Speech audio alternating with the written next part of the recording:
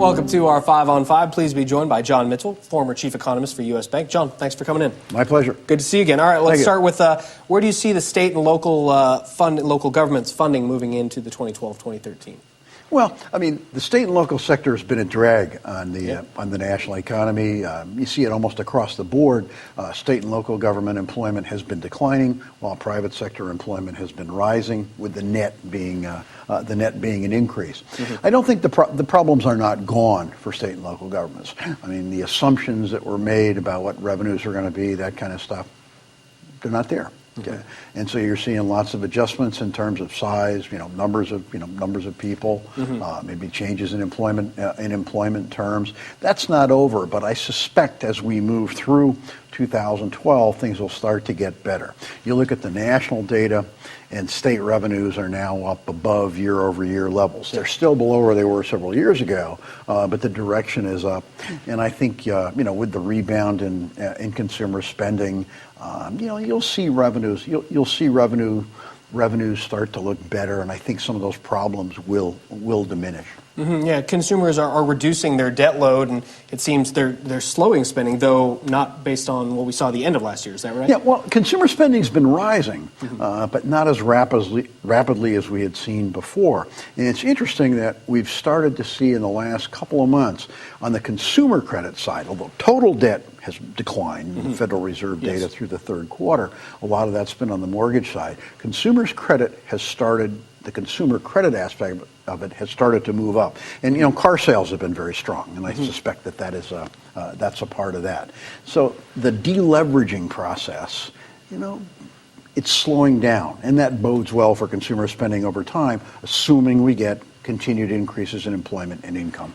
Mm-hmm. Yeah, and long term, that is certainly a good thing for our economy. Is we're not projecting, of course, when those employment numbers will come back up, but the lack of debt is certainly something we'd like to see, right? Well, it's one of the adjustments. But remember, when people reduce their debt, the flip side of that is you're not seeing the same kind of spending that you otherwise would have seen. And what we started to see on the employment side, the labor market is looking better.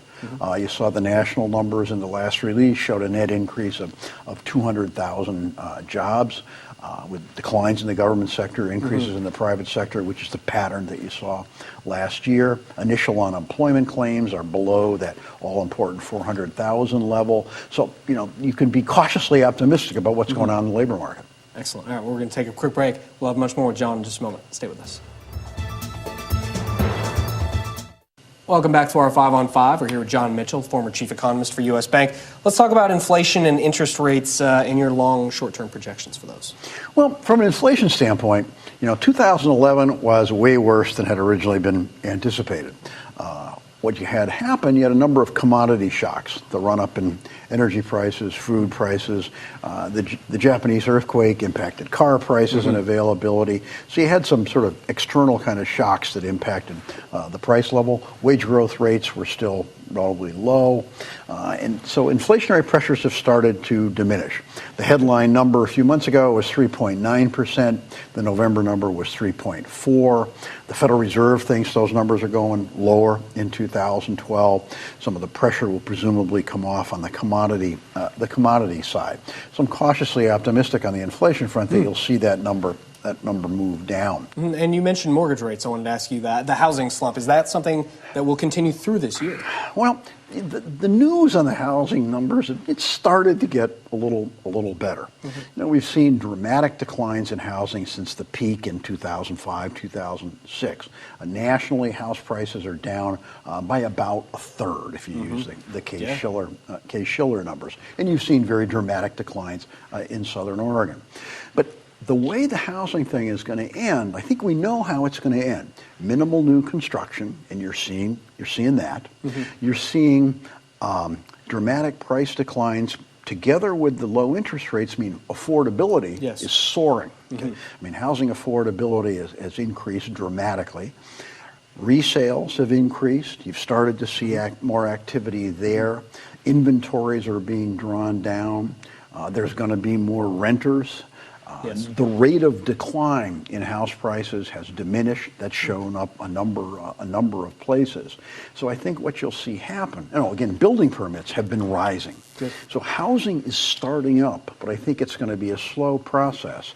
And my bet is that in 2012, we'll probably see the bottom in prices. Mm-hmm. Now, that's not to say they're going to go soaring back. I don't mean that at all. Yeah. But I think we're getting close to stability on the price side. And I think the story on housing in 2012, 2013 is going to continue to get better. Excellent. We're glad to hear it. John, always a pleasure to have you. Thanks Fun for to be here. All right, Thank you. Stay with us. We'll be right back.